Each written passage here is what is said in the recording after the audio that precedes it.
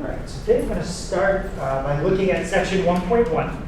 And the very first thing they talk about in this section is just the different types of numbers that we're going to be working with. So when I mention things like integer, rational numbers, real numbers, I just want to make sure people know what I'm talking about. So we're going to start from the inside box, work our way out. And the inner box starts with the simplest kind of numbers that we work with in math, and those are counting numbers. Okay? So counting numbers include numbers from 1 and up. They don't include any negatives. They don't include 0. They don't include fractions. Don't include decimals. So it's just numbers you'd use when you're counting. 1, 2, 3, 4, 5. But the problem with only using counting numbers is when we get into doing arithmetic. Okay? I mean add, subtract, multiply, and divide. Sometimes when we do those, we run into a situation where the answer we get wouldn't be a number 1, 2, 3, 4, 5, and up. Right. Let's try just something with addition.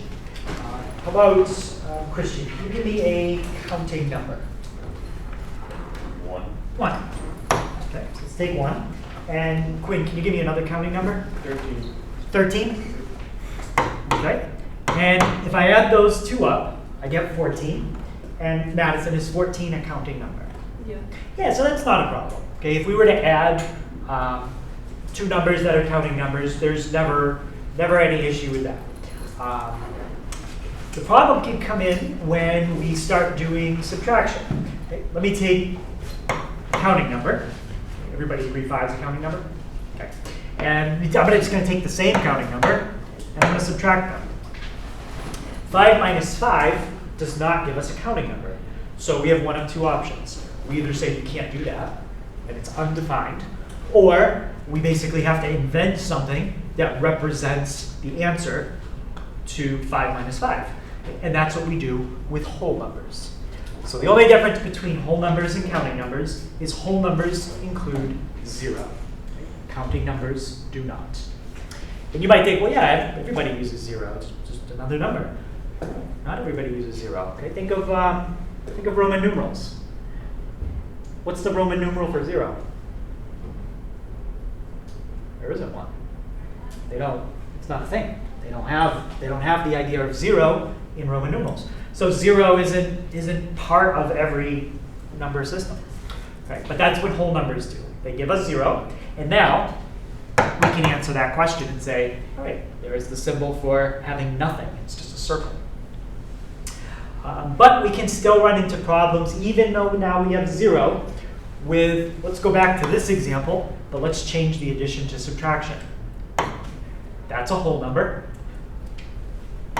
That's a whole number. I mean, they're also counting numbers, right? But if it's a counting number, then it's also automatically a whole number as well, okay? Because the counting numbers are 1 and up, the whole numbers are 0 and up. So the whole numbers already include all of the counting numbers plus a little bit more, okay?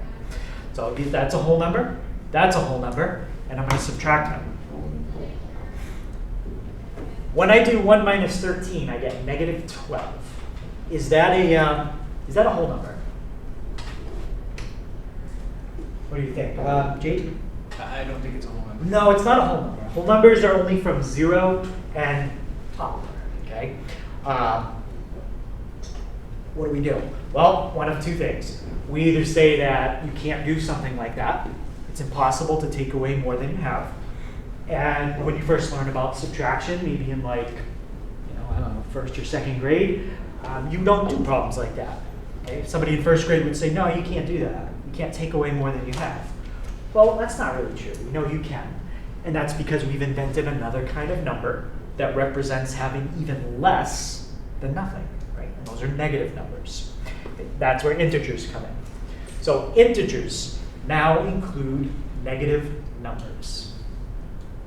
So with integers, you've got numbers like negative 3, negative 2, negative 1. And you also have all the numbers you had before. 0, 1, 2, 3, 4, and up. So as we work our way out, the kind of numbers that we allow ourselves to use keep expanding. Right? And I would say integers, it's definitely practical to have those. So if you, let's say, you need to buy a house and you have $20,000 to put down and the house costs $300,000. Well, if you take the amount of money you have and subtract how much the house costs, that's negative $280,000. What does that mean? Well, it means you need to borrow money because you don't have enough, right, to pay for it. Businesses, you have negative numbers as well, right? If you spend like $50,000 to run your business for the year and you only made $10,000, well, you lost $40,000 in your business. So that's a negative amount of money. Okay, so negatives, very, very practical numbers. But even with integers, we can still have a problem. Let's look at something like this. 3 divided by 5. You're trying to take 3 objects, like this, and you're trying to divide these 3 objects equally to 5 people. Could I do that with these markers? If I had 5 people, can I distribute these equally? No, because they're solid objects. I can't break them into pieces. Right? But that's what rational numbers do. They start allowing you to not only just have a number, but a piece of a number or a fraction. Okay? So rational numbers include everything we had before, positives, negatives, and 0, but they also include fractions and decimals. So fractions and decimals allow us to do a problem in math like that. You take 3 and divide by 5. Everybody gets 6/10 of the object. Right? Doesn't make really sense with these markers because I can't give you 6/10 of this marker. But when we're dealing with money, fractions come up all the time. If you're going to buy something, a lot of times it might not be exactly $7 or $8. It might be $7 and 32/100ths of the next dollar, so 32 cents. That's a fraction of a dollar. When you're cooking, right, the recipe might not be exactly 2 cups or 3 cups. It might be 2 1/4 cups or 2 1/2. It's 2 and then a fraction of the next number. So rational numbers still very, very useful for everyday kind of things. Once we get beyond rational numbers, we get to irrational. That's when we start getting into numbers that we don't necessarily use as much, the average person, in kind of everyday life. So for rational numbers, let me write down what I just said. I thought I wrote it somewhere. Well, I'll write it off to the side. So rational numbers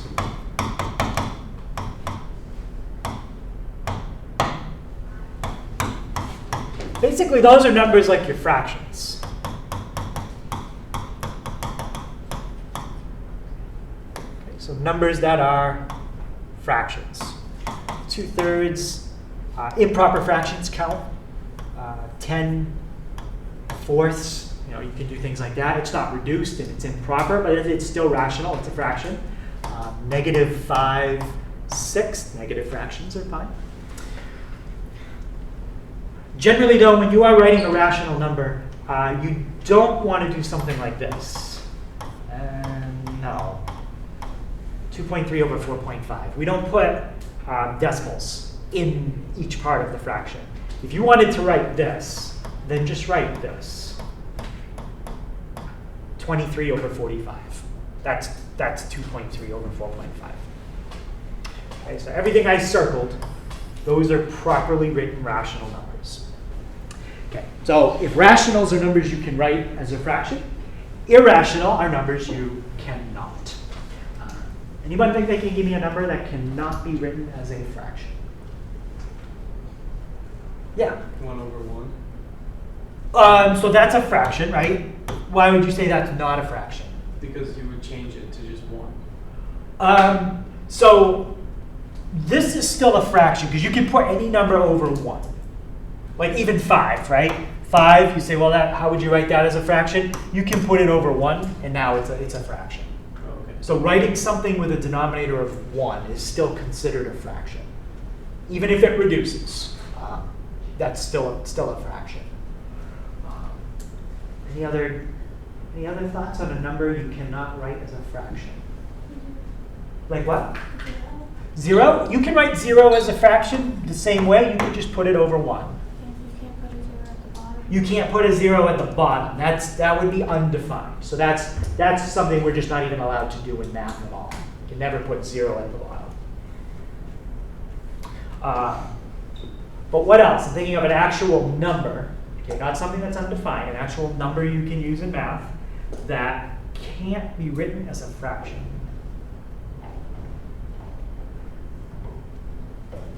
We use it a lot in geometry when you're dealing with like circles or spheres or cylinders. Yep, pi. So pi. Yep.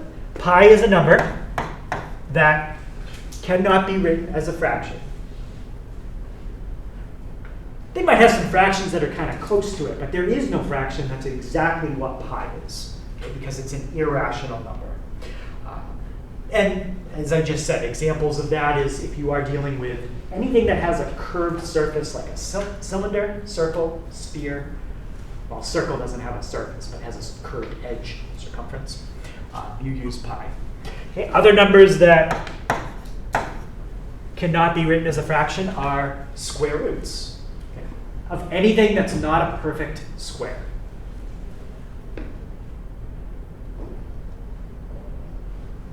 So square root of 4, well, no, that's different. That's 2. But like square root of 2, square root of 3, you cannot write these numbers as fractions. It's impossible. And then if you take all the numbers that you can write as fractions and all the numbers that you can't and put them all together, that's called the real number system. So those are the kind of numbers that you study in Algebra 1, like real numbers. And if we go on the calculator, and you don't have to turn yours on right now, but if you turn it on and you press mode, you will see there's all kinds of settings here, but what I'm looking at is this one down here. The one that's blinking, it says real. That's the mode the calculator is in right now. Okay, so that allows us to work with real numbers. So you might think, well, when would you get an answer that's not a real number, right? So pi comes up, as I said, when you do volume or surface area, stuff with circles. This could come up, a square root, when you use the Pythagorean theorem. Right? If you're, say you've got a triangle, and you're trying to find out how long the hypotenuse is. Well, if you know Pythagorean theorem, then you would know there's a lot of things in there that are squared. And to solve it, you need to take a square root. So square roots come up, and that's a very practical kind of problem if you've got to find the length of a diagonal. Right? Now, in real life, most people round it. So if you have a square root answer, depending on what you're doing, you can only use so many decimals. Right? If you're using like a tool, right, that maybe measures something.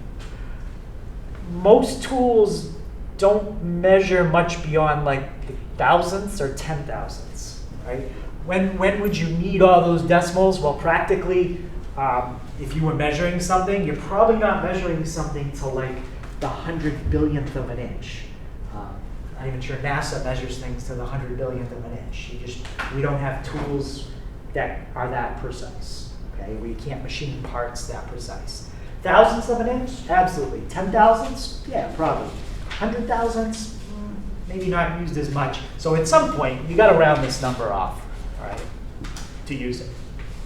Now, if I try to do something very similar, but make that number a negative, okay, we run into a problem. It's not a problem we're going to talk about today. But it says there's an error, and it says non-real answer. So what that means is when you try to do this problem, the answer to it is a number that doesn't fit in that realm of things I just talked about. It's outside of that. So you have one of two options. In Algebra 1, somebody might say, you can't do that. Okay, you say it's undefined. It's not possible. When you take Algebra 2, you learn about imaginary numbers, and then it makes a problem like that possible to write the answer.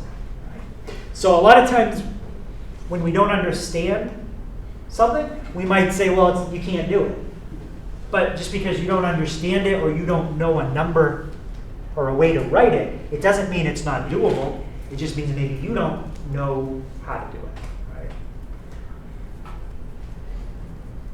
So that's where all the different kinds of numbers that we're going to use through the beginning of this class fit in. So is there any questions on those different kinds of numbers?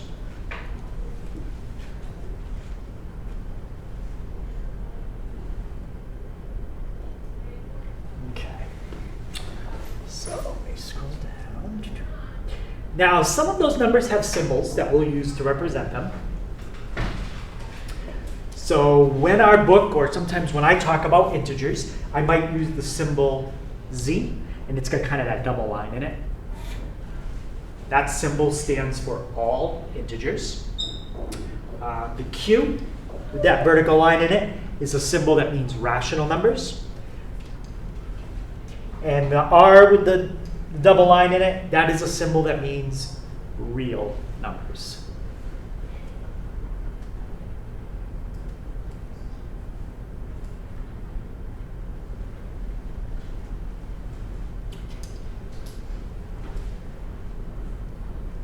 Now, I could also do something like this. I could take that symbol and modify it a little bit. If I put a plus sign on it, that means a specific type of rational number. Anyone have an idea of what kind of rational numbers I'm talking about when I put a plus symbol on it? Exponent? No, not exponents. It's a good guess, though you might take the plus because it's up a little higher, like an exponent. But what do you think the plus stands for? Yeah? Positive. Positive. So that symbol means positive rationals. And you can put a positive or you could put a negative if you specifically want to talk about positive or negative rationals, positive or negative reals, positive or negative integers. But those are the three main letters. There's no other abbreviations that I know of for the other number sets that I talked about. Like counting numbers. I don't know of a symbol for that. All right, so we're going to look at a few properties, all properties I think you've seen before. And these properties, to describe them, I need to use three variables. And the variables I'm going to use are A, B, and C.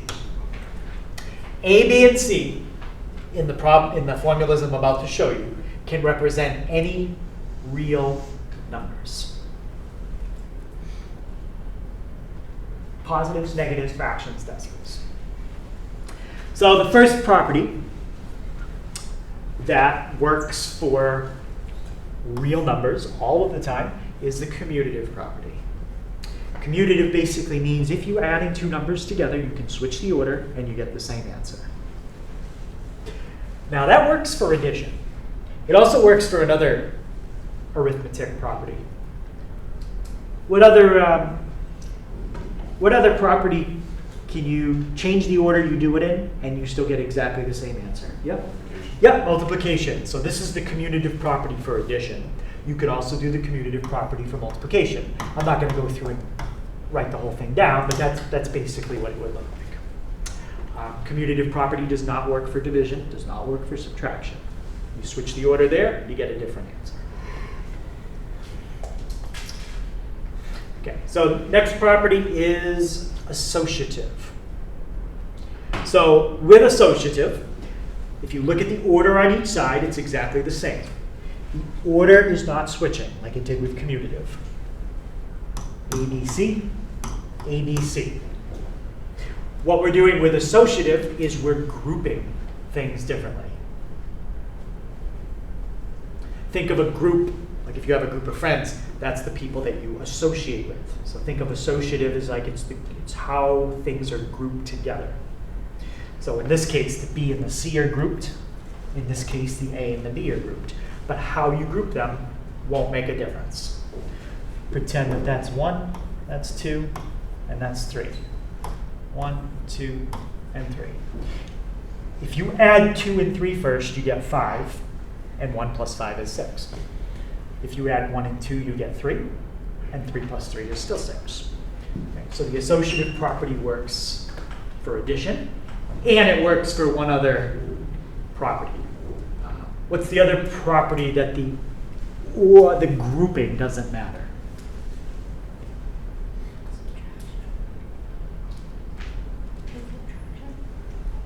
So subtraction, the order that you do it in, that could make a difference.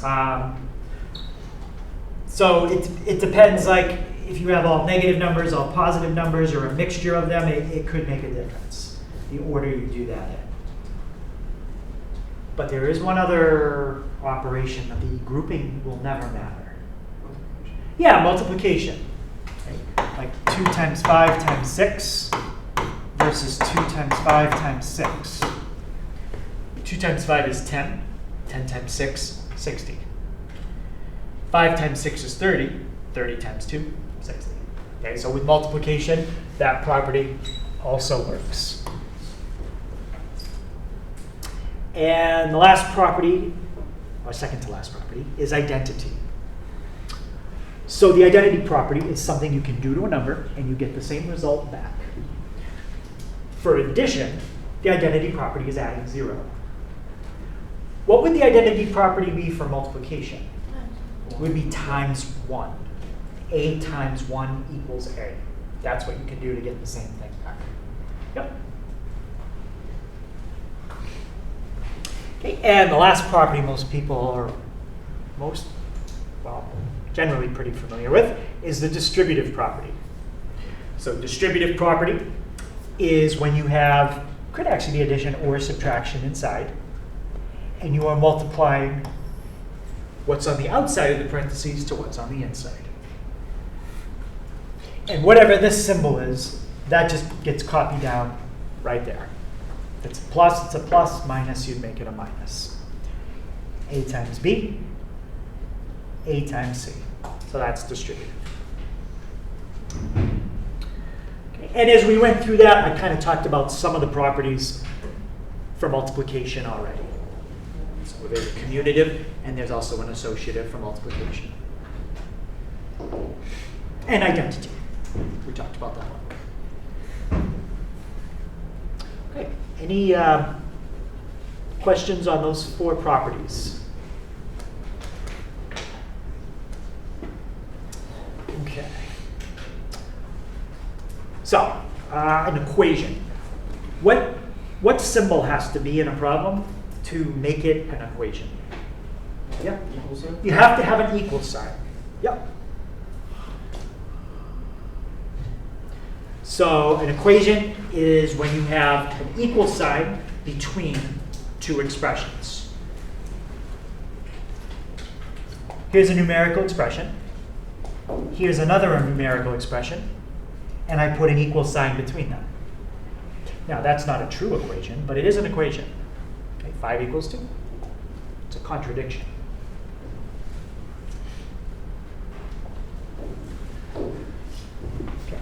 This one over here, that's a numerical expression. That's an algebraic expression. Algebraic has a variable, numeric does not. And I put an equal sign between an algebraic and a numeric expression. That's also an equation. Different than this equation. This equation on the right is a contradiction. It's not true. This equation on the left is what we call a conditional equation. It could be true. What's the condition that would make it true? You would need to let x equal 6. That's the condition that would make it true.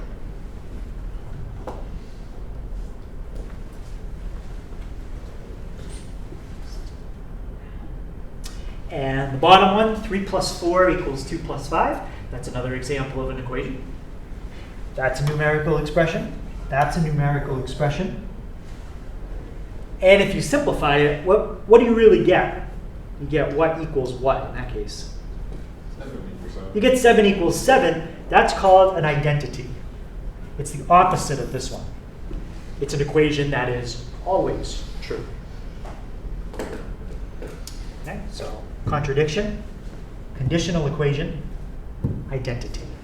But they're all different kinds of equations. Okay, so now that we know what an equation is, there's 3 properties I can talk about that involve equations. Okay, kind of like the properties we did up above. Make sure people have that first. Actually, am I going to talk about those? No, actually, I'm not going to mention those right now. Okay. Does everybody have the definition of an equation?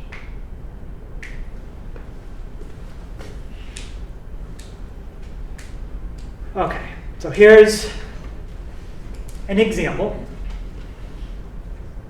of what you could see when I ask you about these properties.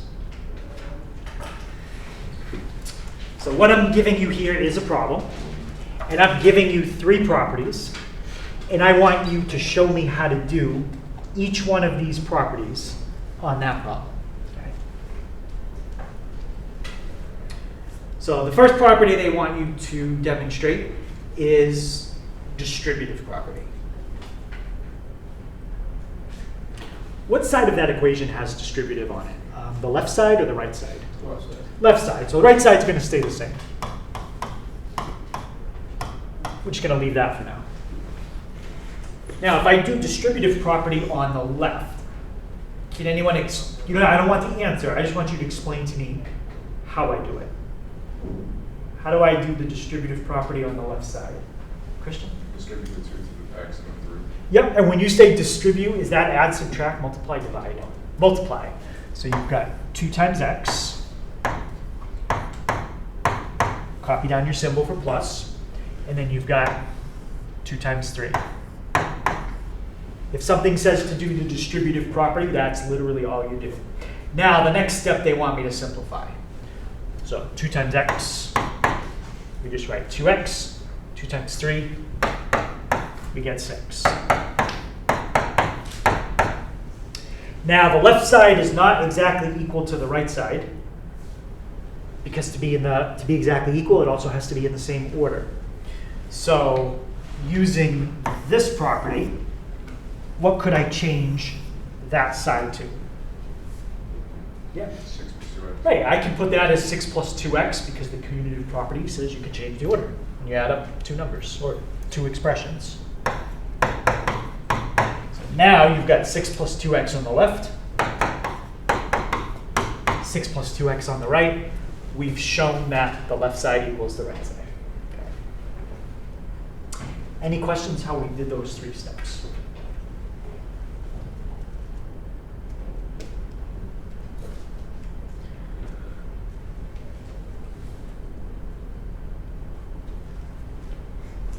Okay, so now the other way you could see this kind of problem is instead of me giving you the names of the properties, I could have given you these steps and then said, okay, if I do this step, what is the name of what I did to get from this to that? And then you'd have to tell me distributive property. All right, so it can be either way. I give you the names of the properties, or you give me the names of the properties.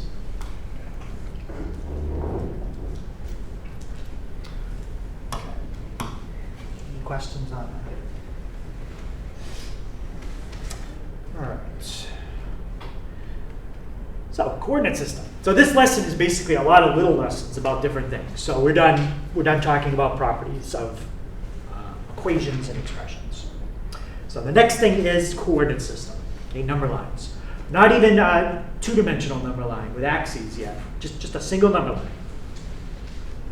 Okay. When you have a single number line, origin is in the middle. Positive numbers go right. Negative numbers go left. Again, I know this probably seems like a lot of review, but we'll go through it and we'll be getting to some new stuff. Probably not as much today. But. Now, once you have a number line, what a number line allows you to do is compare, say, a number here to a number here. Those 2 black dots have a position relative to each other. You could say that this dot is to the left of that dot. And because it's to the left, it means something about this number compared to that number. Can anyone think, there's 4 symbols that I'm thinking of that allow you to compare 2 numbers on a number line. Does anybody know the names of some of the symbols I'm thinking of? Yeah? Less than, greater than, equal to, less than. Yeah, those are your 4 inequality symbols. Yep. So those 4 symbols allow you to compare 2 numbers to each other on a number line. If something is to the left, it's less. If something's to the right, it's greater.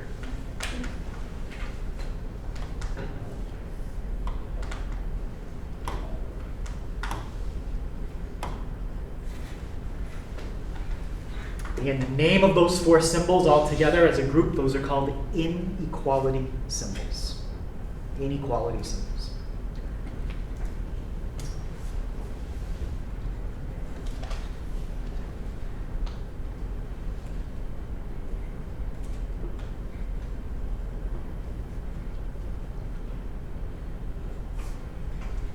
So what we're going to take a look at is, let's say we had something like this.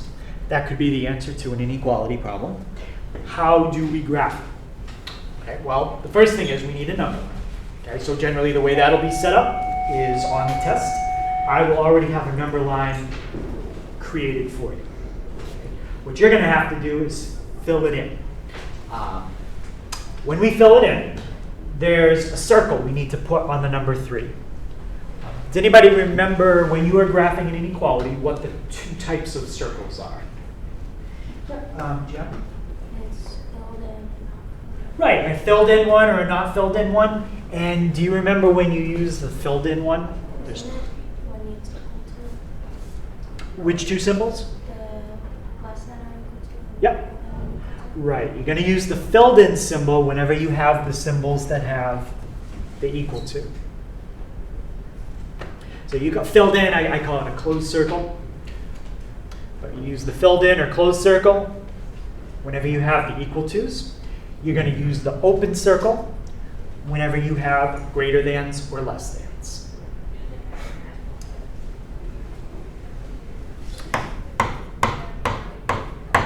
And then after you make your circle, then you have to shade in a certain direction.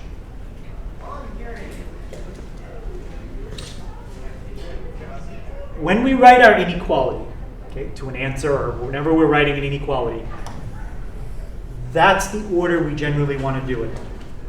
So you always want your letter first, then you want your symbol, greater than, less than, greater than, or whatever your symbol is. Then you want your number. Letter, symbol, number. And the reason I like it in that order is because if you put it in that order, the symbol tells you which way to shade. It points in the direction to shade. If you don't set it up as letter, symbol, number, it won't tell you which way to shade. Okay? So when you're doing an inequality like this one, those are the exact same inequality. X is greater than or equal to 2. 2 is less than or equal to x. But if you want to rely on one of them telling you which way to shade, letter, symbol, number, you want to go with this one. So it's telling you to shade to the right. What kind of circle would I need on the 2? Open or closed? Yeah, closed. So let's just set up a number line. Closed circle on 2. And this says to shade everything that's 2 or higher. So 2 or higher means you're going to shade everything to the right.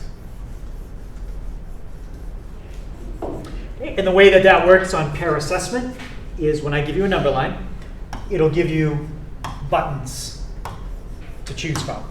Okay, the buttons will look something like closed right, closed left, open left. You'll click on whichever one you want, and then you'll click on the number line. So you'd click this button, and then you'd click on 2, and it'll draw your graph for you.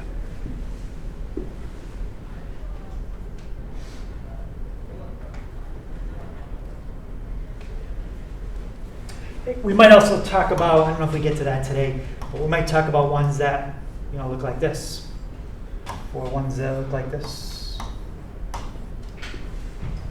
Those are examples where you're not just shading in one direction forever, but you're shading between two circles. We'll see if we get to one of those today. Maybe. I think we will. Okay, so let's graph this one. Which inequality is in the order that we like better? Or at least I like better. Yeah. The second one. Yeah, the second one. Letter, symbol, number. Perfect. Okay, so we got our number line.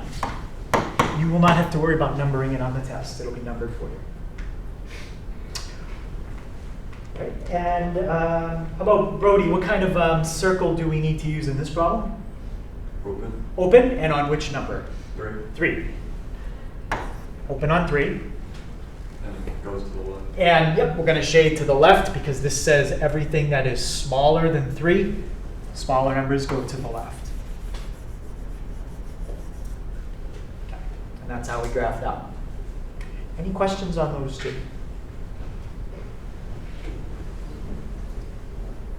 All right. Now, using an open circle and a closed circle is fine. But our book is going to use another symbol in some problems. This is the same question we just did before. X is greater than or equal to 2.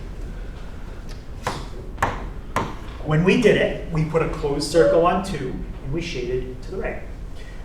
The symbol that you're going to see in our book a lot in place of a closed circle is a bracket. Bracket and closed circle, you just have to remember they mean the same thing. So the way you do this one, if you were going to use a bracket, you have a choice between two of them. You've got to pick the bracket that faces the way you're going to shade. So we're going to shade to the right. So we put a bracket on 2, and we shade to the right. And if you're wondering why use a different symbol, we already have a closed circle. That works great. Why make life hard? Well, we're going to talk about something called interval notation. And when we start writing answers in interval notation, we have to use brackets. Okay. So this is kind of getting us used to that idea. So now the book will use a bracket in place of a closed circle. Any idea what symbol it's going to use for an open circle? Yeah? Is it just a line? No, not just a line. It's another symbol. It looks kind of like the bracket. It's another grouping symbol. Yep. It will use a parenthesis. Yeah. All right. So in place of a open circle, you can use a parenthesis. Again, you have a choice of 2 of them, so you have to pick the parenthesis that faces the way you're going to shade. So parenthesis on 3, shade to the left. In the homework, if the question just says graph, I don't care if you do the closed circle, open circle, or bracket parenthesis. You can do it either way. I think on the test and pair assessment, they use open circle, closed circle when you're sketching a picture.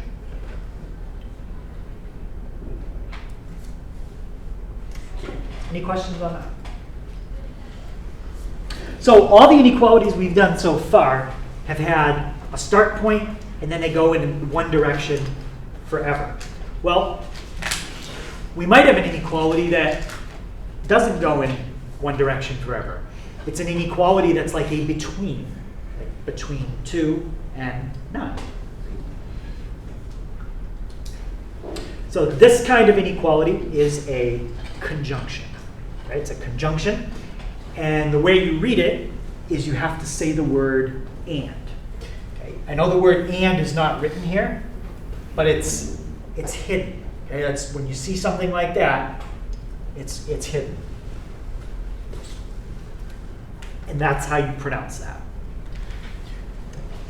You start in the middle, and you say x is greater than or equal to 2, and x is less than or equal to 9.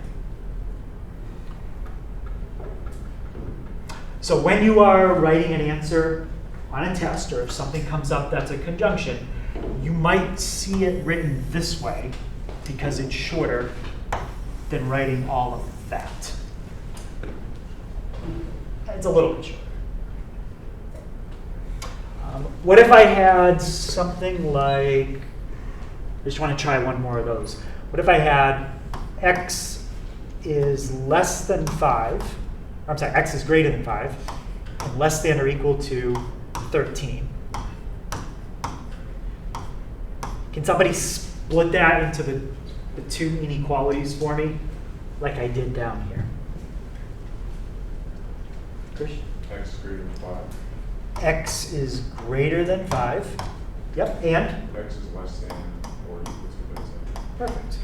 There you go. All right. So you should be comfortable either taking something that's combined and splitting it, or you can take something that's split and combine it.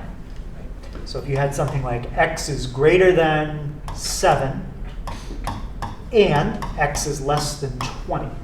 If you want to combine that all together into one, you put the letter in the middle, you put the smaller number on the left, the bigger number on the right, and both inequality symbols have to point towards the smaller number.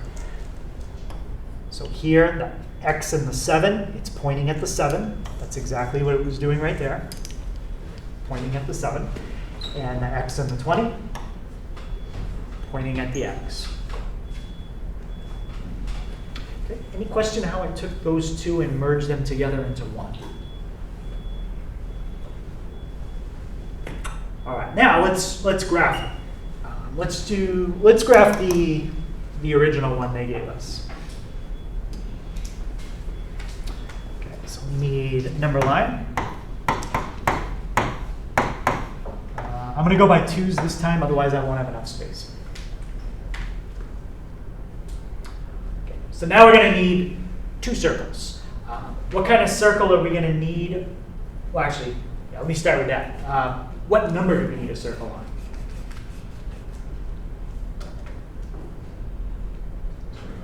2 and 9. And what kind of circle in this case will be on both of them? Closed. It could be a combination of open and closed. This one is closed and closed. If you accidentally put an open circle on one of them, then technically it is wrong. The whole thing's wrong. Right? So make sure it's a closed and a closed. And where would we shade this time? In between. Yeah, there's no arrow for the shading that goes on forever. It's just shading in between, just like that. Okay, and that is the graph of a conjunction. Any question on that? So the next thing, so we're kind of done with that topic for now, is absolute value. What is absolute value? How would you describe that? Yeah? How far away a number is from 0? All right, so it's how far away a number is from 0 on a number line.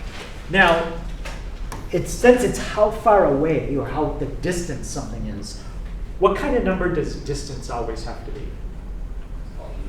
Positive, right? It can't be negative. Can it be a fraction?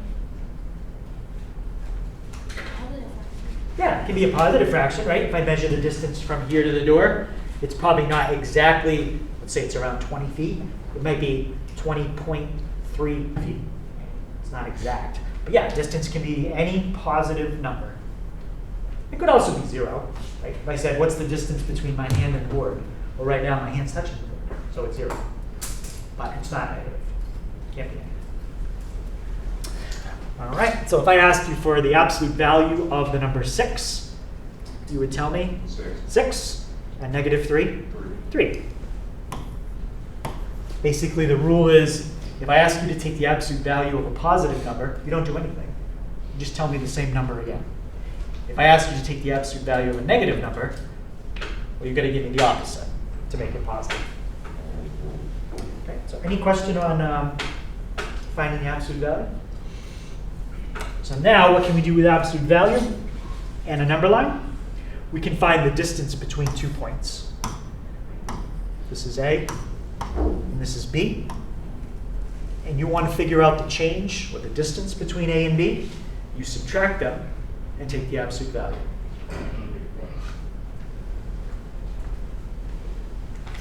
Now, how will doing that compare to doing that? Isn't it equal? Those are the same thing. And at first you may go, wait, I thought you said commutative property doesn't work for subtraction. It doesn't. Right? If you switch the order, you subtract two things in, you get the opposite of the answer you were expecting. But if you take the absolute value, then that idea goes away, right? It doesn't matter because the absolute value is going to make it positive. So if you were going to get a negative this way, the absolute value cancels it out. Okay? So technically, you can do it either way. All right, so let's see if we can find the distance between 2 points on a number line. So this, that's like your A, and that's your B. And you're just going to fill those two numbers in to the formula. Madison, if I fill those numbers in, you don't have to give me the final answer, but just tell me what it looks like after I fill those numbers in those two spots. -2 plus something. -2, and why did you make it a plus? Because you're subtracting a negative number. Right, it's subtraction in the formula, but then the number you're subtracting is a negative. So because you're subtracting a negative, that becomes addition. And -2 plus 9 is going to give me how much inside the absolute value? 7. And what's the absolute value of 7? 7. So that means the distance between -2 and -9 on a number line is 7 units.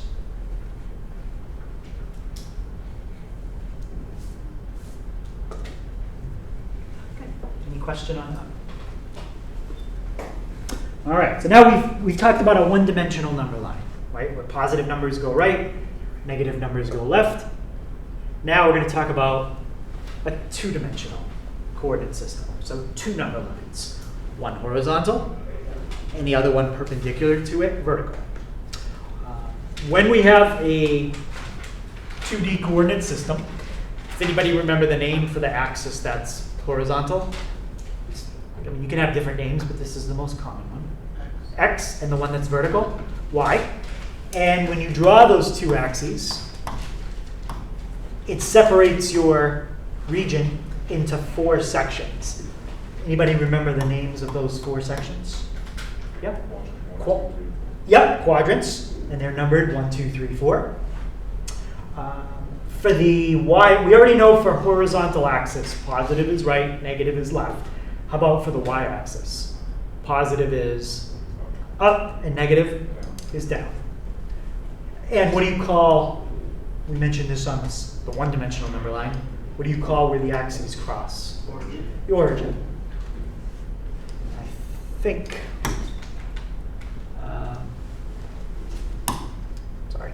I think that's everything we just said. So you get the x-axis, the y-axis, and then I've labeled in each quadrant, if you go to the right and to the up, that's positives. Left and up, negative, positive. Left and down, negative, negative. Right and down, positive, negative.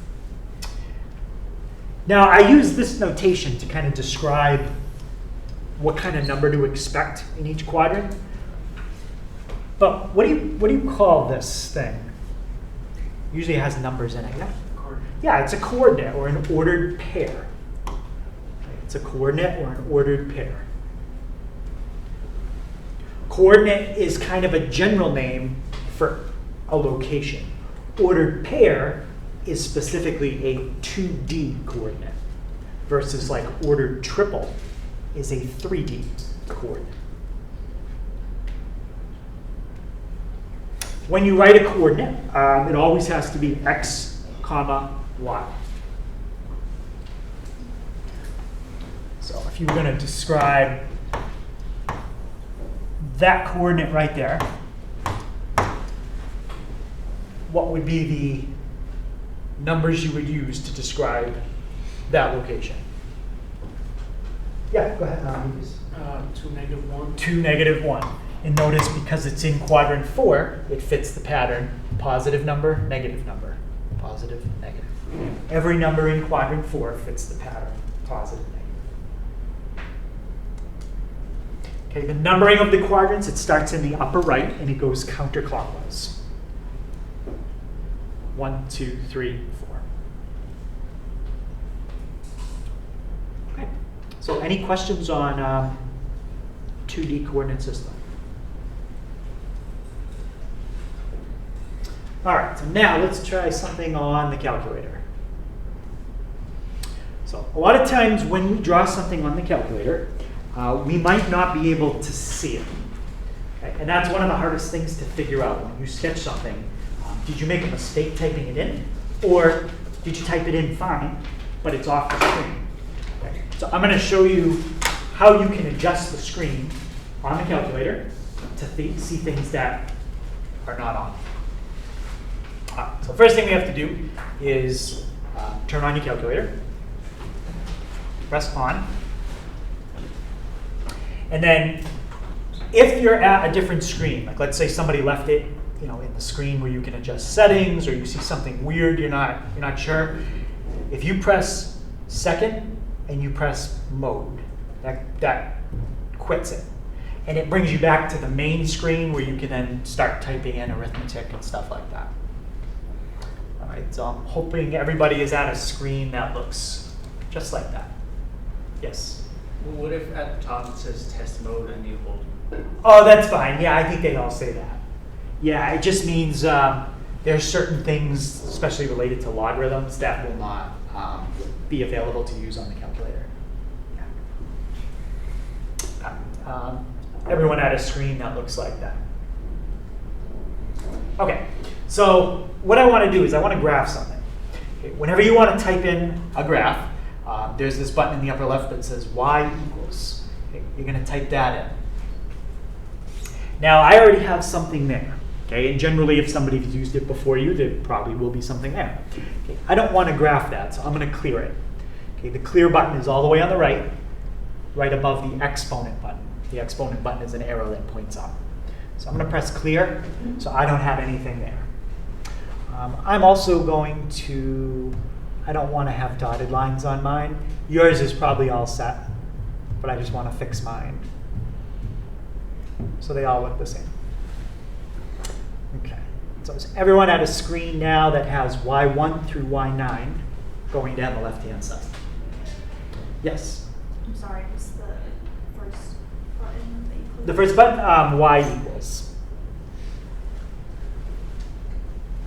Okay, so now is everyone at that screen? So what I want to do is I want to graph x squared plus 10. So to type in an x, you go to the second column, second row in the upper left. It's the button right next to alpha and next to stat. It's in between the two. So you're going to press X. And to do an exponent, specifically squaring, there's a button for it. It's the fifth one down. 1, 2, 3, 4, yeah, fifth one down on the left. So x squared. And then you're going to type plus, and then we're just going to put in 10, just like that. Yes? When I click second in the X button, it brings me to like a send receive. Just the X button, no second Oh, there. I'm sorry. Yeah. So if you want to quit out of the screen you're at and you want to go back to the main screen, then you can press second, quit, and that will bring you back to the main screen. But that's the only button I showed you to press second for now. Okay, so now does everybody have x squared plus 10 typed in? All right, so what I want to do now, before you graph, you always want to adjust your screen, okay, the size of it. So it's kind of like the size of your graph paper you're using. So the way we're going to adjust it this time is we're going to press zoom. And we're going to set what's called a standard zoom. A standard zoom goes from -10 to +10 on the x, and -10 to +10 on the y. Is that a good size piece of graph paper for every single graph? No. but it's a good starting point to look at. So we're going to go -10 to 10, -10 to 10. So that standard zoom is zoom 6. So you can just press 6. In the upper right, you're going to see a little yellow circle spinning. While that circle's spinning, it's doing something. When it stops, it's done. Okay. How many people got a screen that looks like that? Got a screen? Okay. So we drew something. Where is it? Okay. We can't see it. X squared, that's a U shape. Okay, anybody remember what that kind of graph is called if it's in the shape of a U? Yeah? Parabola? That's a parabola. But that plus 10 shifted it up 10 units. Okay. The problem is, the highest my graph goes is 10. Well, that's where this graph starts, and then it goes up from there. We can't see high enough. So if you press window, the four main numbers that we will adjust here are xmin, xmax, ymin, and ymax. If you want to see further to the left, you would make the xmin a lower number. If you want to see further to the right, you'd make the xmax a higher number. We want to see further up. So I'm going to make the ymax a higher number. How much higher? I don't know. I'm going to try 30. The only thing I'm going to do is change the ymax to 30. Make sure everybody got that, okay? And then hit graph again. If you did that right, now you should see that picture on the screen. Okay. How many people got that U shape now? Okay. So before, we were looking basically in a rectangle. It's like right there. It wasn't high enough to see the parabola. Now it is. So you might think, well, then why don't you just set all your values to like 100,000? Then you'll see everything, right? If you just make them all really huge. Well, the problem is, if you put that at 100,000 and you hit graph, it graphed it and I can see it, but does it look like a U shape anymore? No. It's like I've zoomed out so far. Imagine looking at Earth from like 1 trillion miles away. We know Earth is spherical, but if you back up 1 trillion miles, you can't even tell because you're so far away. It just looks like a tiny little dot, right? That's basically what's happening here. You're so far away, you can't even tell it's curved, right? If you come back down to like 10,000, you might start to be able to tell it's curved again. A little bit. I can start to see there's a little bit of a curve. I can tell it's thicker on the end. But that's still not a good number. Number like 100 would probably be good. It's fine. You can see it pretty well. So it's kind of a balance between finding a number that's not too small that you can't see anything, or it's too big that you're zoomed out so far, now you've kind of distorted the picture. All right. So that's how you zoom in and out on the calculator. So now let's try this one. When they ask you to set your calculator to a viewing rectangle, they'll always give you 4 numbers. The numbers are in this order: xmin, xmax, ymin, ymax. X's are always first, Y's are always second.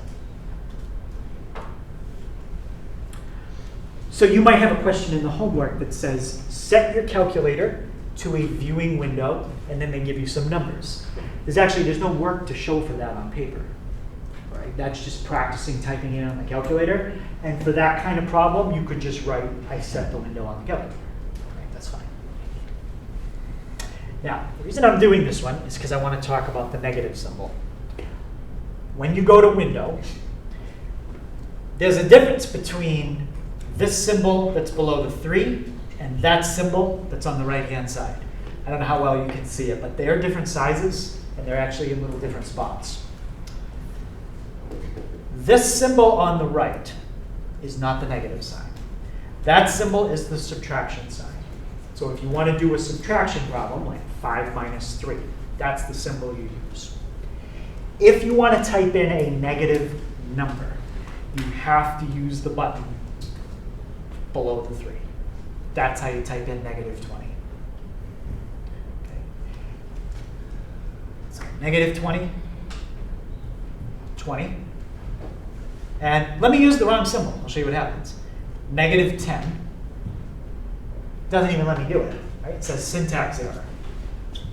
Because when you do a subtraction problem, which is the symbol you typed in, there needs to be a number before the subtraction sign to be able to do a subtraction problem. So let's fix it to, oh, they went negative 20. So we'll do negative 20 and 20. Okay, but that was the main point of that one, just showing you the difference between the subtraction sign and the negative symbol. Some calculators, they might be the same, but not on this one. And then if you want to see the result, hit graph. And that's it. Any question on that? Now there's some other settings here. I don't really want to worry about them. The scale, X scale, Y scale, that just changes how often you see a tick mark on the screen. So if you notice the X-axis now, I'm seeing a tick mark every 5 units instead of every 1 unit. I never change the amount of tick marks I see because I never use the tick marks on the screen to measure anything. So they don't really help me much. All right, any questions on that?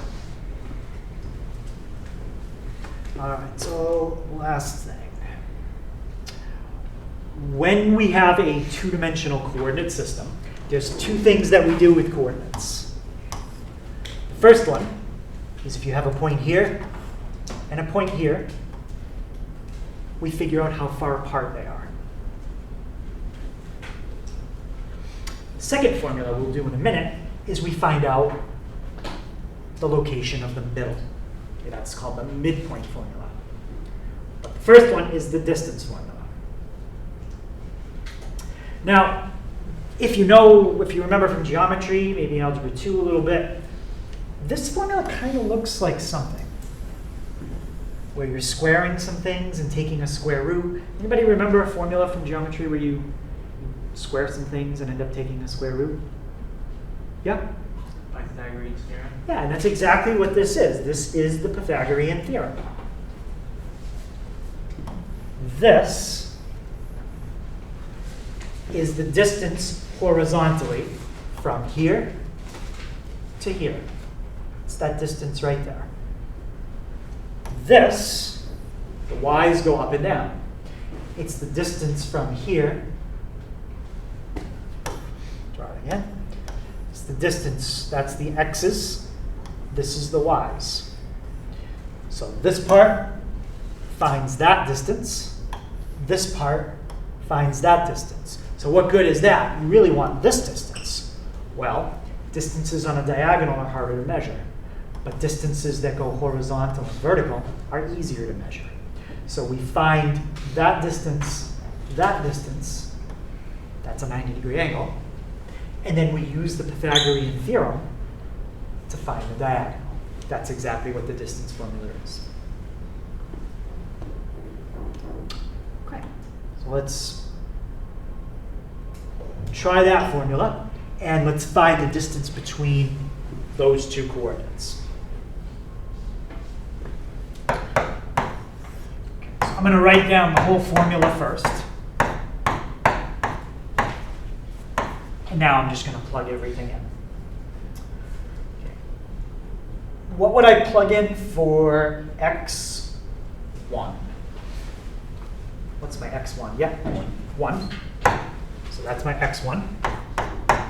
What would I plug in for x2? 5. Plug in 5. So that's my x2. And my y1 4. would be 4. And my y2 would be 6. Okay, so let's do that out. Remember, this is going to give you the horizontal. This is going to give you the vertical. And then when you add them up, square them, add them up and take the square root, that's the Pythagorean theorem. Okay. How about Jaden? What's 1 minus 5? -4. And when you square -4? Get positive 16. Positive 16. Plus 4 minus 6. How about, Ruben, what's 4 minus 6? -2. -2. And when you square that? +4. Positive 4. And that gives you a distance of the square root of 20. But if you get a square root you can reduce, this goes back to algebra 1, algebra 2, we have to reduce the square root as much as we can. Does anybody remember what the square root of 20 would reduce to?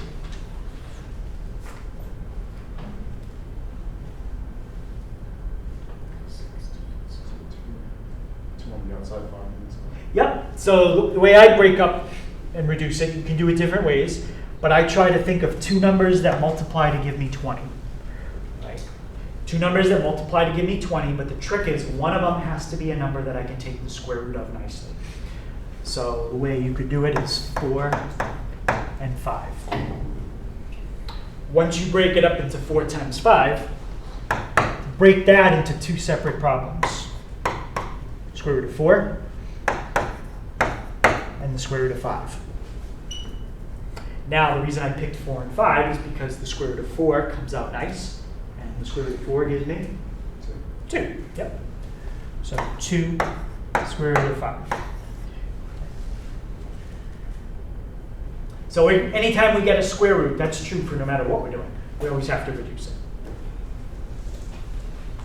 Okay. Any question on the distance formula? All right, so last formula, midpoint. Midpoint's a little bit easier. It doesn't have any square roots in it. And if you look at what you're really doing in the midpoint formula, it kind of makes sense. In this part right here, you are adding two numbers together and then dividing by 2.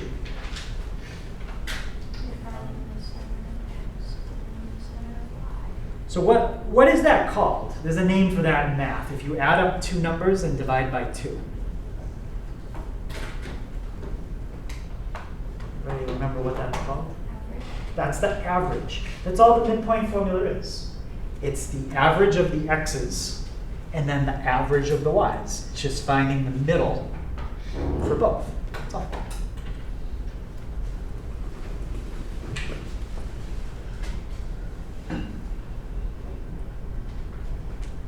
Okay, so let's see if we can find the midpoint between -5, 2 and 3, 7.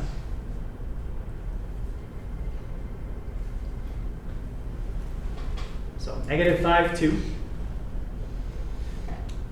and 3, 7.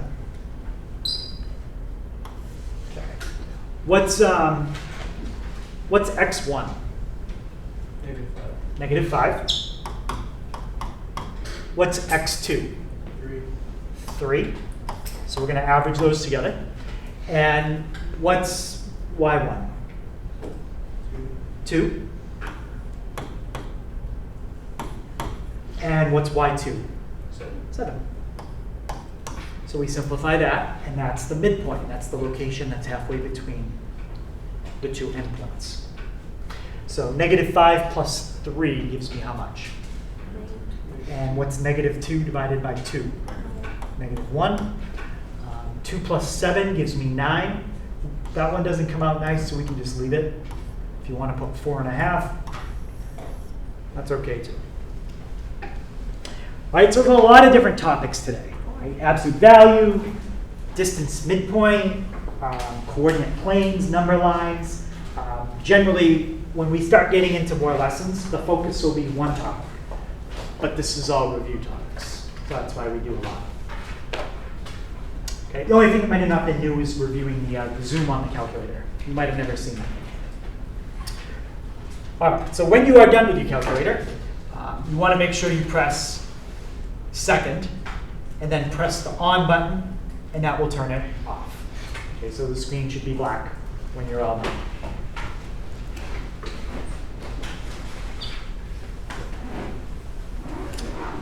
So that's the homework for tonight. So 3 through 11, that is odd, just the odds. And then 12, 15, 20 to 22, 28, 31, and 44. Okay, that's on page 11, and that you can find in Schoology, either in the textbook folder that has chapter 1, or you can just go to the lesson for today, and the PDF homework will be right there.